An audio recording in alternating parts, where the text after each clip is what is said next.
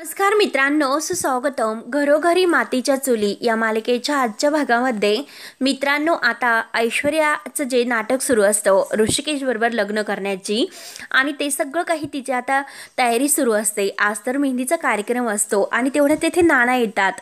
नाना आता स्पष्ट शब्दात जेव्हा म्हणतात की हे लग्न मला मान्य नाही आणि मी जिवंत असेपर्यंत हे लग्न मी नाही होऊन देणार असे बोलून नाना आता ती जे काही मेहंदीची वाटी वगैरे आहे ते कोण वगैरे जे काही डेकोरेशन केलेले आहे ते सगळं काही फेकून देतात आणि आता नानांना खूपच राग आलेला असतो। नानांनी सगळं काही अगदी दानादिन केलेलं असते। आता ऐश्वर्या रागाने नानांकडे बघत असते। जानकीला तर धक्काच बसतो कारण नाना इतके रागवलेले असतात। नानांचा तो राग कुणाला अगदी बघवत नाही इतके ते रागवलेले असतात। त्यानंतर आता इकडे सौमित्रा आणि इन्स्पेक्टर साहेब त्या मास्क घातलेल्या माणसाला शोधत असतात आणि तेवढ्यात तेथे एक माणूस भेटतो।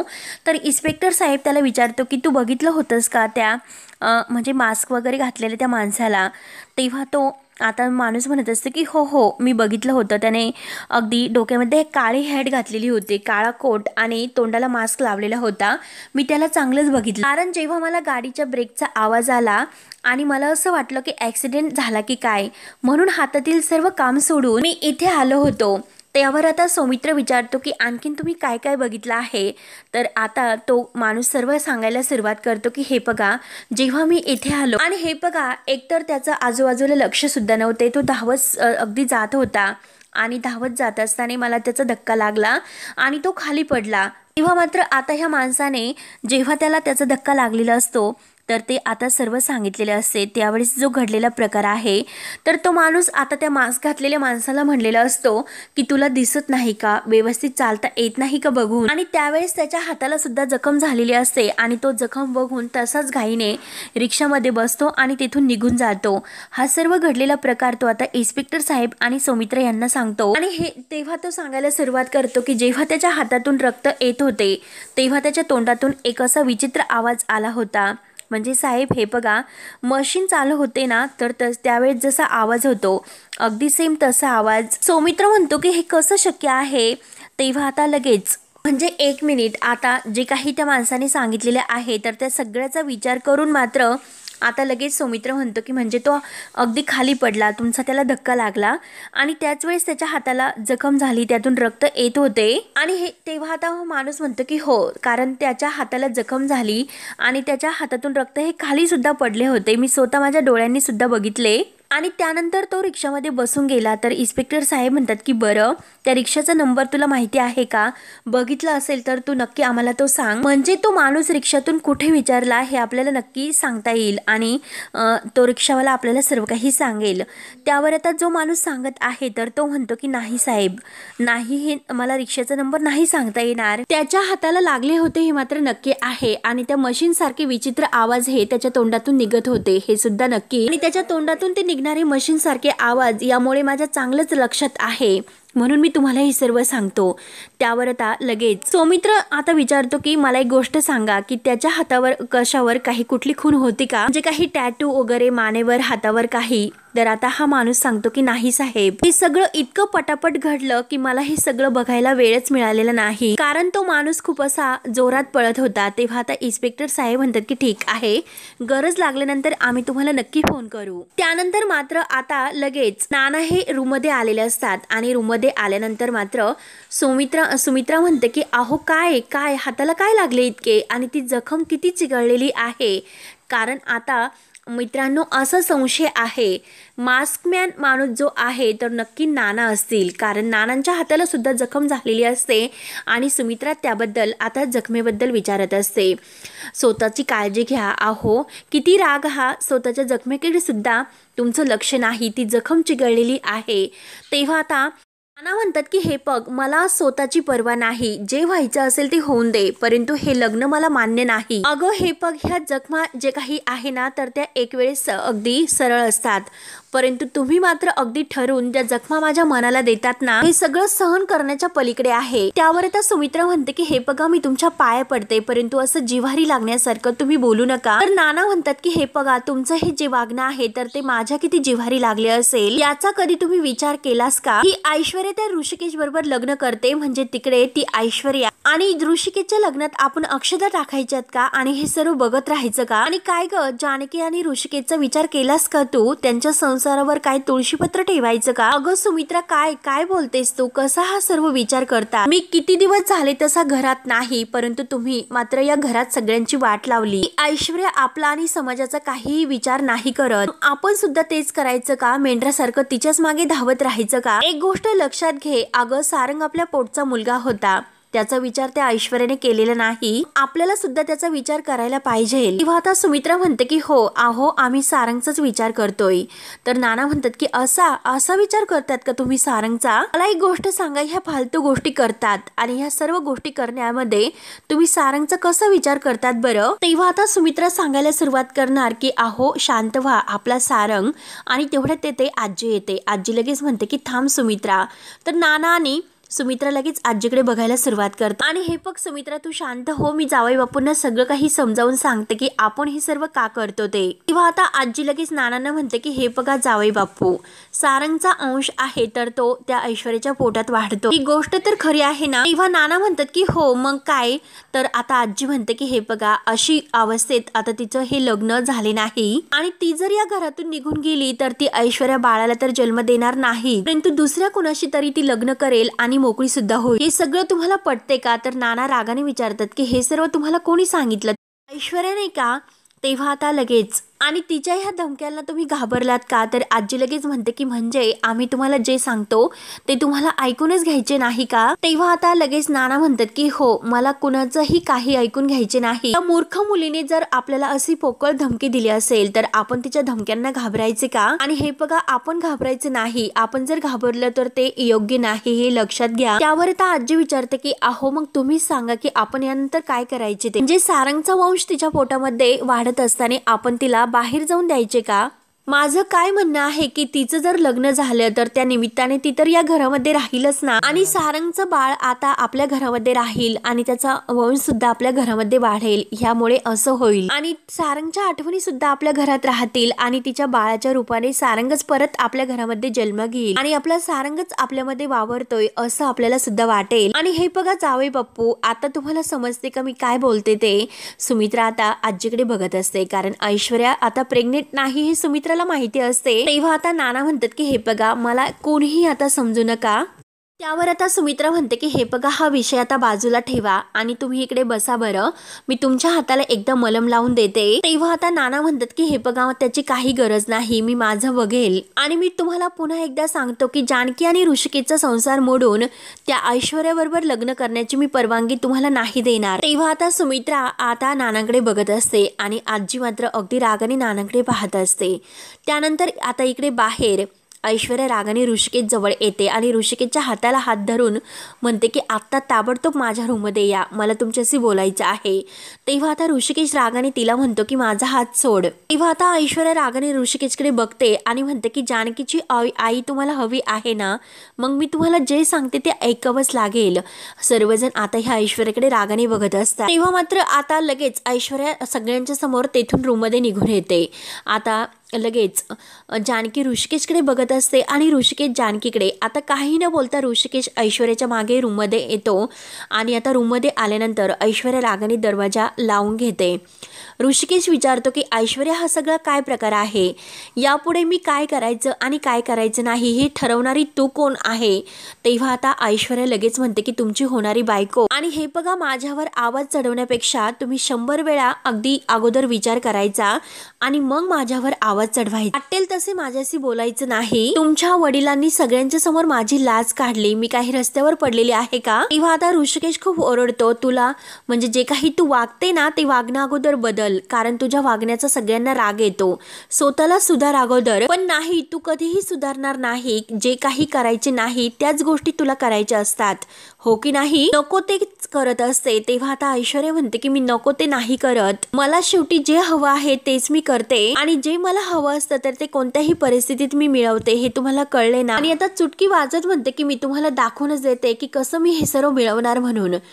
आता मी तुम्हाला दाखवूनच देते की ते सर्व मी कसं मिळवणार आहे, असे चुटकी वाजवत म्हणते. तर लगेच ऋषिकेश म्हणतो, अगं मग हे सगळं तू नानांसमोर खाली जेव्हा नाना बडबड करत होते तेव्हा बोलायला हवं होतं, तेव्हा तर तू रडण्याची ऍक्टिंग केली. त्यामुळे हे बघ ऐश्वर्या, मी तुला सांगतो की तुझ्या तोंडाची ही हवा आहे तर ती बंद कर. दरवेळेस मी तुझा हा राग सहन करून घेणार नाही. त्यावर आता ऐश्वर्या म्हणते की सहन तर तुम्हाला करावं लागेलच, कारण तुमच्याकडे कोणताही दुसरा पर्याय नाही. कारण आता या क्षणाला जर मी ठरवले तर तुमच्या लाडक्या आई जानकीच्या आईचा खेळ मात्र मी संपवू शकते. तेव्हा आता ऋषिकेश लगेच आता ऐश्वर्यावर हात उचलतो आणि जोरात ऐश्वर्या म्हणून तिला मारायला धावतो. परंतु आता ही ऐश्वर्या सुद्धा ऋषिकेशला काही घाबरायला तयार नसते. तेव्हा ऋषिकेश पुन्हा आपला हात मागे घेतो आणि तिच्यावर धावून येतो. किती काही जरी तुला सांगितले तरी सुद्धा कोणताही परिणाम तुझ्यावर नाही होत. तर ऐश्वर्या म्हणते की हो, नाही होत. ऋषिकेश म्हणतो की हे जे काही पाप तू करतेस ना, पापी वागते, त्याचं फळ तुला एक ना एक दिवस भोगावंच लागेल. त्यावर आता ऐश्वर्या म्हणते की हो, तुम्ही लोक कितीही माझ्या विरोधात जा, कितीही माझ्याबद्दल वाईट विचार करा, त्याचा मला काही फरक पडत नाही. कळले ना तुम्हाला हे सर्व. आणि हे बघा, मी काही भोगणार वगैरे नाही, मी तर म्हणजे उलट उपभोगणार आहे. आणि हे बघा, तुम्हाला जर चिंता करायची असेल तर माझी चिंता करू नका.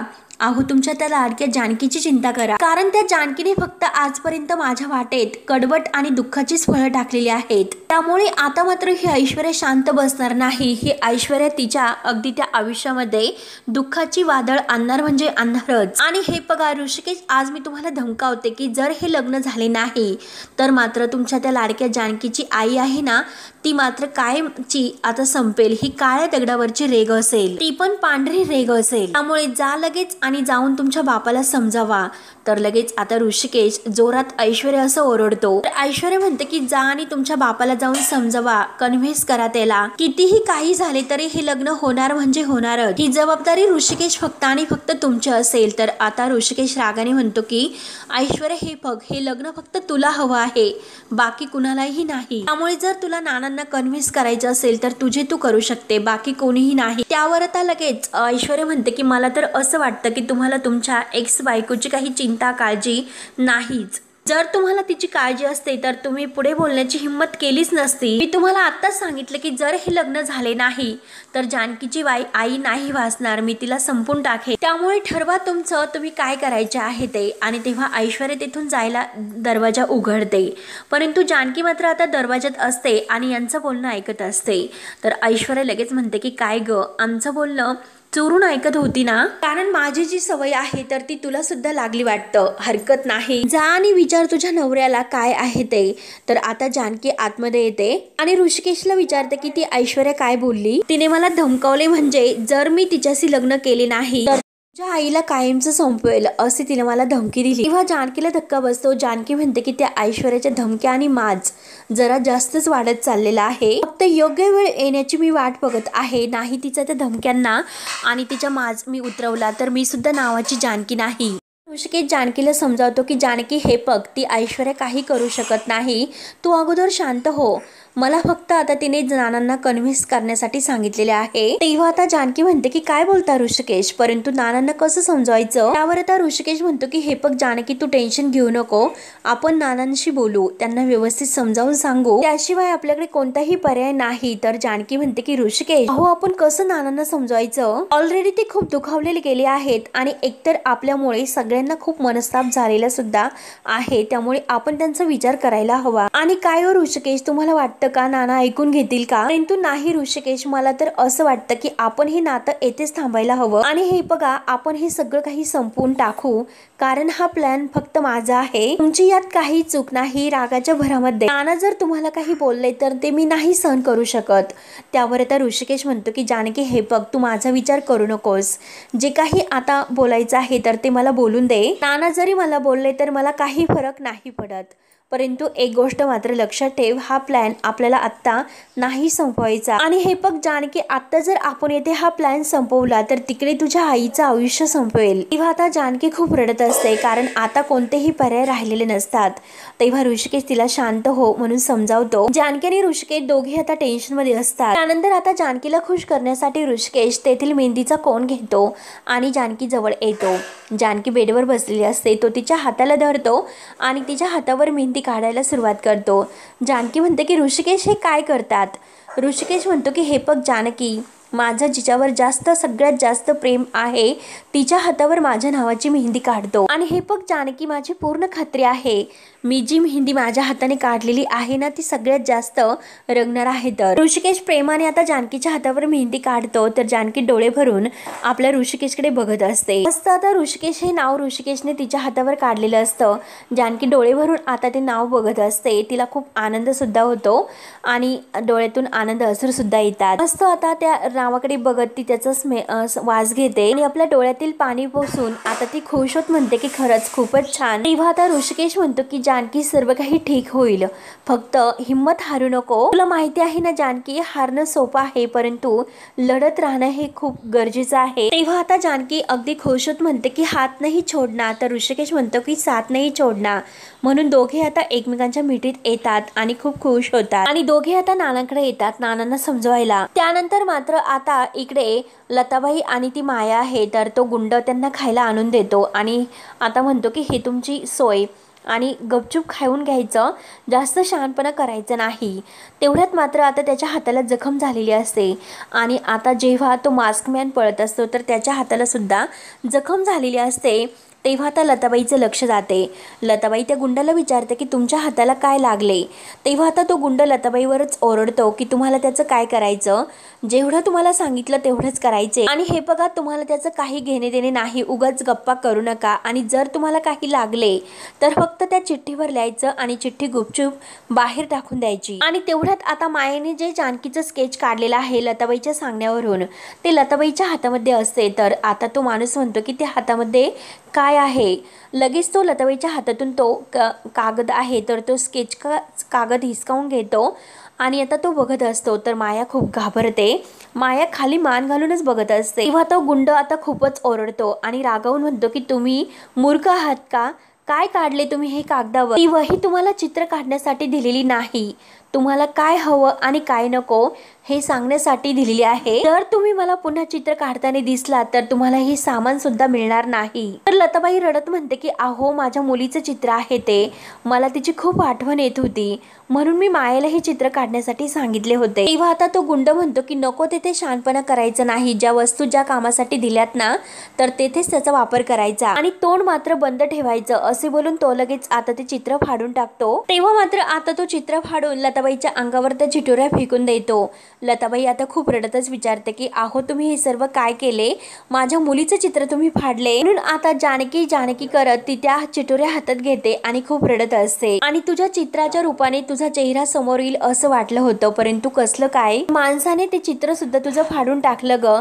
म्हणून लताबाई आता खूप रडत असते. जानकी अगं तुझी खरंच खूप आठवण येते ग, तुझी खूप आठवण येते ग. तेव्हा तो माणूस रागाने दोघींकडे सुद्धा बघत असतो आणि लगेच बाहेर जायला निघतो. माणूस बाहेर निघून गेल्यानंतर आता माया सुद्धा आता लताबाईची ती अवस्था बघून खूप रडत असते आणि लताबाई आता सारखी आपल्या त्या जानकीच्या फाडलेल्या चित्राकडे बघत असते. त्यानंतर आता नाना हे रूम मध्ये खुर्चीवर बसलेले असतात. नाना आता खूपच संतापलेले दिसतात.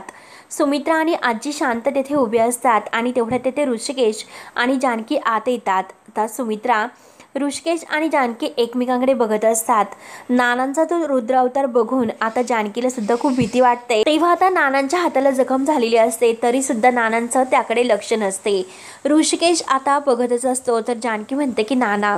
तेव्हा आता नाना रागाने म्हणतात की मला नाना म्हणण्याचा हक्क आहे का तुला. तेव्हा आता जानकी म्हणते की हे बघा नाना माफ करा, फक्त एकदा आमचं म्हणणं ऐकून घ्या. तेव्हा आता रागानेच नाना म्हणतात की आता मात्र तू आणखीन काय सांगणार आहेस, तुम्हाला तुम्ही काय करतात याचं सुद्धा भान राहिलेलं नाही. जानकी म्हणते की हे बघा नाना तुमचा काहीतरी गैरसमज झालेला आहे, तुम्हाला दुखवण्याचा आमचा हेतू नव्हता. तेव्हा नाना रागानेच म्हणतात नक्की तुमचा काय हेतू होता सांग ना जानकी, काय हेतू होता. त्या ऐश्वर्याच्या बाळाला हक्काचं घर मिळावं, त्याला बाप मिळावा, हाच हेतू होता का. म्हणूनच तू तुझ्या नवऱ्याचा त्याग करायला निघालीस. जानकी एक गोष्ट लक्षात ठेव, अगं त्याग वगैरे ज्या काही गोष्टी असतात तर ते एका बाजूला असतात. जे काही तू स्वतःचा संसार मोडून दुसऱ्याचा संसार उभा करायला निघालीस ना त्याला निव्वळ मूर्खपणा म्हणतात. अगं तू तर तुझ्या नवऱ्याला तिला द्यायला निघालीस, लोक काय म्हणतील अगं याचा विचार तू केलास का. लोक तर आमच्या तोंडामध्ये शेण घालतील. एक साधा विचार कर ना जानकी, अगं उद्या जर ह्या ऋषिकेशचं त्या ऐश्वर्याशी लग्न झाले तो आजपर्यंत तुझा नवरा म्हणून तुझ्या बरोबर वावरत होता त्याला दीर म्हणताना तुला काय वाटेल बरं, याचा विचार तू केलास का? अगं हे सर्व तुला सहन होईल का? नात्यांची सरमिसळ करणारी माणसं आजवर मी पाहिली होती, परंतु नात्यांची भेसळ करणारी माणसं मी आजपर्यंत बघितली नव्हती. आणि हे बघ, मला असं वाटलं होतं की जानकी मला या घरामध्ये सगळी काही माणसं चुकतील असं वाटलं होतं, परंतु माझी जानकी कधीही चुकणार नाही असा तुझ्याबद्दल विश्वास होता. कदाचित मला असं वाटतं की तुझ्या बाबतीत अंदाज बांधायलाच मी चुकलो होतो. तेव्हा आता ऋषिकेश म्हणतो की नाना हे बघा, ऐकून घ्या, तुम्ही इतकं अगदी तोडून बोलू नका, आम्हाला खरंच खूप त्रास होतोय. तेव्हा आता नाना विचारतात की खरंच त्रास होतो का? म्हणजे मी बाहेर जे काही बघितलं तेव्हा माझ्या मनाला काय वाटलं असेल याचा विचार केलास का तुम्ही? तेव्हा आता जानकी समजावते की हे बघा नाना, आम्ही विश्वासात घेऊन तुम्हाला सगळं काही समजावणार होतो, पण आम्हाला म्हणून जानकी आता शांत होते आणि ऋषिकेशकडे बघत असते. तर नाना विचारतात की मग काय झाले, कुठे माशी ही शिंकली आणि मी यायची वाट सुद्धा तुम्ही बघायला नाही, त्याला वेळ मिळाला नाही का? आणि हे गोष्टी फक्त ऐश्वर्या आणि ऋषिकेशचं लग्न ठरवण्यापर्यंत गेल्या, म्हणजे इतका तुमचा विषय पुढे गेला होता. मला येईपर्यंत तुम्ही सगळं काही ठरून मोकळे झालात आणि आता ऋषिकेश का शांत बसलास? बोल ना, अरे बोल काहीतरी. नाना खूप चिडलेले असतात. सुमित्रा नानांना समजावते की हे बघा, तुम्ही चिडू नका, ती तुम्हाला घाबरतील आणि त्यानंतर ती तुम्हाला काहीच सांगणार नाही. तर नाना विचारतात की काय म्हणजे ऋषिकेश जानकी मला घाबरतात, काय बोलते सुमित्रा? अगं यांच्या मनात माझ्याविषयी थोडीशी जरी भीती असती तर हे असे वागलेच नसते आणि गोष्टी इथपर्यंत आले नसते. त्यावर आता सुमित्रा म्हणते की अहो तसे नाही, थोडंसं ऐकून घ्या. तर नाना ओरडतात. नाना म्हणतात की काय सुमित्रा, अजून काय ऐकून घेण्याचं बाकी आहे? आणि यापुढे मात्र मी कुणाचं काही ऐकून घेणार नाही, त्यामुळे तुम्ही सगळेजण निघा आता, माझ्या खोलीतून बाहेर व्हा. आणि नाना सुमित्रासह सगळ्यांना जायला सांगतात, ते पण रागाने. तरी सुद्धा जानकी म्हणते की नाना, परंतु नाना आता त्या दोघांचं सुद्धा बोलणं ऐकून घेत नाही आणि त्यांना सुद्धा आता जायचं सांगतात. तरी सुद्धा रडतच जानकी नानाकडे वळून बघत असते. नाना हात वर करून आता जायला सांगतात. त्यांच्या हाताला ती जखम असते. ऋषिकेश जानकीला धरतो आणि तिला चल म्हणत असतो. तर मित्रांनो, हा भाग येथे संपतो. पुढील भागामध्ये ऐश्वर्या आता म्हणते की मला आता हेच बघायचं आहे की जानकी आणि ऋषिकेश नानांना ह्या लग्नासाठी कसं कन्व्हिन्स करतात. त्यानंतर नाना आता स्पष्टपणे सांगतात की सुमित्रा हे किती काही झाले तरी हे लग्न नाही होणार. आता ह्या माळा आहे ना, त्या मीच माझ्या हाताने तोडून टाकतो. म्हणून आता नाना हे त्या डेकोरेशनच्या सर्व माळा आहेत तर त्या तोडायला घेतात. ऋषिकेश आणि जानकी बाहेर येतात. तर ऋषिकेश म्हणतो की नाना हे बघा, तुम्हाला त्या माळा नाही तोडता येणार, तर हे लग्न होणार आहे असे स्पष्ट शब्दात तो नानांना सांगतो. तर नाना म्हणतात की ठीक आहे, हे लग्न जर होणार असेल तर मी या घरामध्ये नाही राहणार असे बोलून नाना कायमचे आता घर सोडून निघून जातात. तेव्हा मित्रांनो, आता पुढे काय होईल आणि काय नाही हे बघण्यासाठी आपल्या चॅनलला नक्की सबस्क्राईब करत राहा. धन्यवाद.